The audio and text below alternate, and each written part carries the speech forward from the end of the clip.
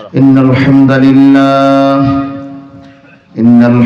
لله نحمده ونستعينه ونستغفره ونعوذ بالله من شرور أنفسنا ومن سيئات أعمالنا من يهده الله فلا مضل له ومن يضلله فلا هادي له ونشهد أن لا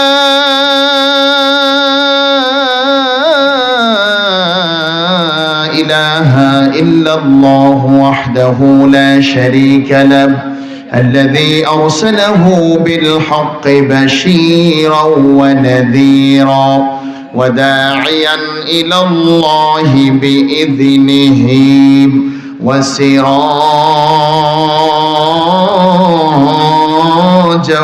وقمرا منيرا فقد قال الله تعالى في كلامه المجيد وفي فرقانه الحميد সকলে আমার সাথে পড়ুন أعوذ بالله من الشيطان الرجيم بسم الله الرحمن الرحيم ألا إن أولياء الله لا خوف عليهم ولا هم يحزنون الذين آمنوا وكانوا يتقون لهم البشرى في الحياة الدنيا وفي الآخرة صدق الله العظيم إن الله وملائكته يصلون على النبي يا أيها الذين آمنوا صلوا عليه وسلموا تسليما اللهم صل على محمد وعلى آل محمد كما صليت على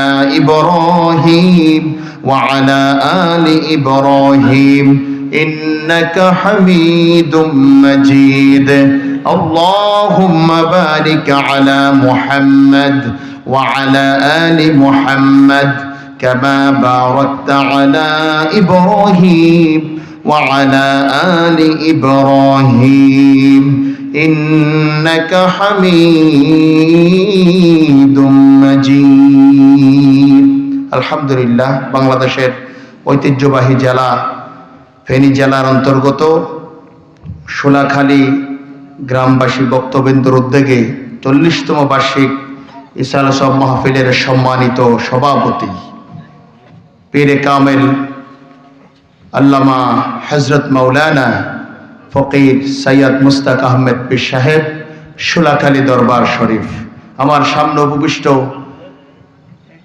ইসলাম প্রেমিক কোরআন প্রেমিক নবী প্রেমিক তাওহীদি জনতা আল্লাহ রাব্বুল আলামিনের দরবারে শুকরিয়া জ্ঞাপন করছি যে আল্লাহ তাআলা আমাদেরকে সালাতুল মাগরিবের নামাজের পর থেকে এই পর্যন্ত আল্লাহর ওলির দরবারে বসে আল্লাহর কোরআন এবং রাসূলের সুন্নাহকে শোনার তৌফিক দিয়েছেন। পড়ছি আলহামদুলিল্লাহ। জোরে পড়ুন আলহামদুলিল্লাহ। আপনারা অনেক ক্লান্ত হয়ে গিয়েছেন।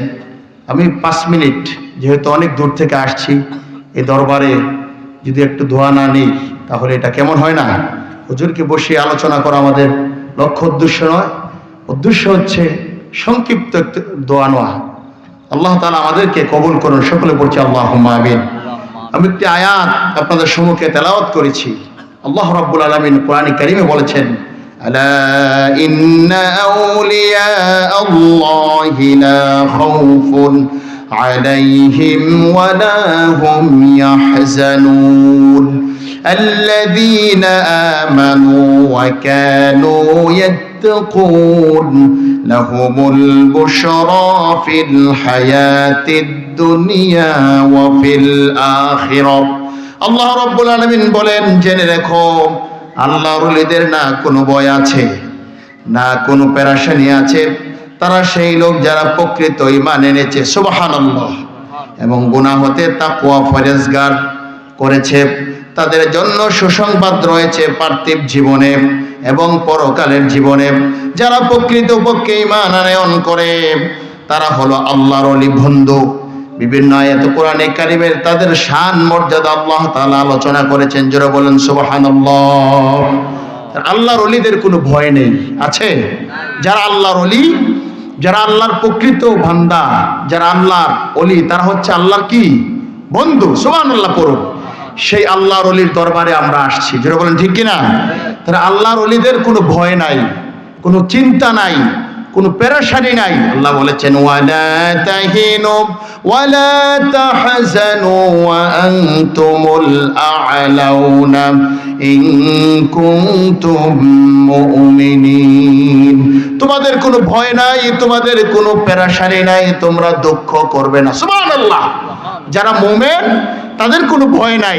যারা আল্লাহর ওলি, যারা আল্লাহর বন্ধু, তার কোনো কি নাই, দুনিয়া এবং পরকালে তাদের কোনো চিন্তাও নাই, কোনো পেরেশানি নাই, কোনো ভয় নাই। সুবহানাল্লাহ। তাহলে আমরা আল্লাহর ওলির দরবারে এসেছি। যারা আল্লাহর ওলি তাদের কোনো কি নাই, ভয় নাই। আমি একটা ঘটনা বলেই আমি শেষ করে দেব 5 মিনিটের মধ্যে। আল্লাহর একজন ওলি ছিলেন, আল্লামা জালালউদ্দিন সুয়ুতী রহমাতুল্লাহ আলাইহি। যারা আল্লাহর বন্ধু, দেখেন, যারা আল্লাহর বন্ধু হয়ে যায়, আল্লাহও তাদের জন্য হয়ে যায়। সুবহানাল্লাহ। আল্লামা জালালউদ্দিন সুয়ুতী রহমাতুল্লাহ আলাইহি 9ম শতাব্দীর বিশিষ্ট একজন আলেম ফকি ছিলেন, মুহাদ্দিস ছিলেন। আল্লাহর ওলিদের কেমন পাওয়ার! তিনি বসবাস করতেন মিশরে। একদিন জোহরের নামাজ পড়ার পরে খাদেমকে বললেন, আমার খুব ইচ্ছা আজ গিয়ে আসরের নামাজ মক্কা শরীফে গিয়ে আদায় করব। সুবহানাল্লাহ। এটা কি সম্ভব? আমার আপনার দ্বারা কি সম্ভব? তিনি তার খাদেমকে বললেন, চলো।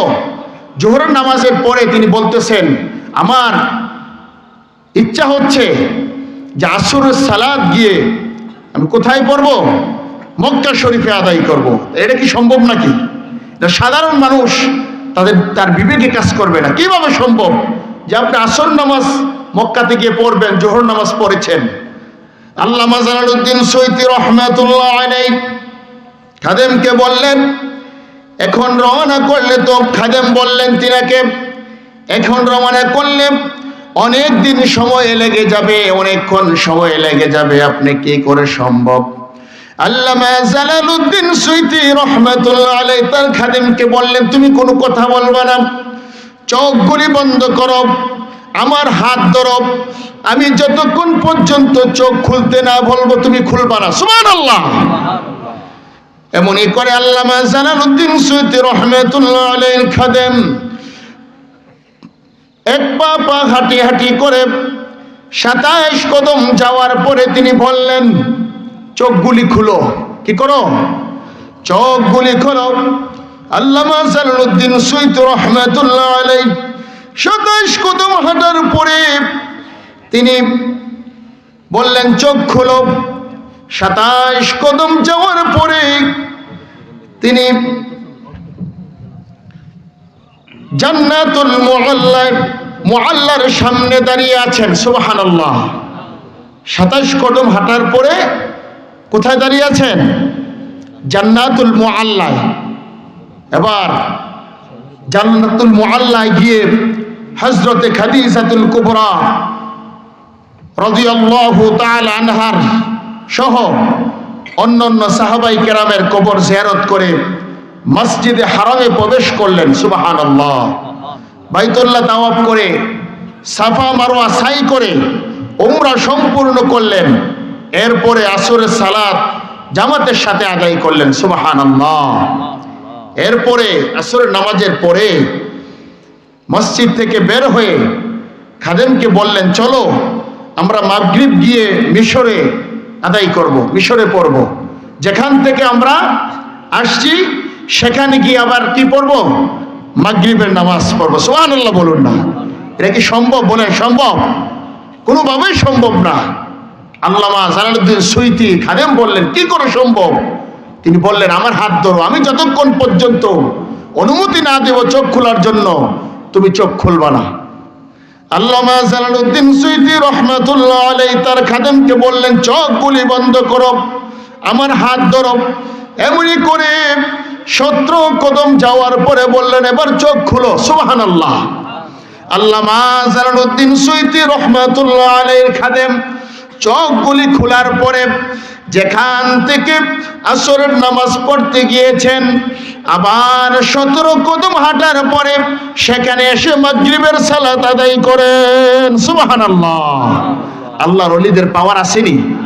জোরে বলেন, আল্লাহর ওলিদের পাওয়ার আছে না নাই? আল্লাহর ওলিদের কোনো ভয় নাই, কারণ আল্লাহর ওলিরা তারা আল্লাহর হয়ে গিয়েছে, আল্লাহর প্রিয় বন্ধু হয়ে গিয়েছেন, আল্লাহও তাদের বন্ধু হয়ে গিয়েছেন। সুবহানাল্লাহ। তাহলে একদিনের ভিতরে আসরের নামাজ পড়লেন, এরপর আবার মিশর গিয়ে মাগরিবের নামাজ পড়লেন।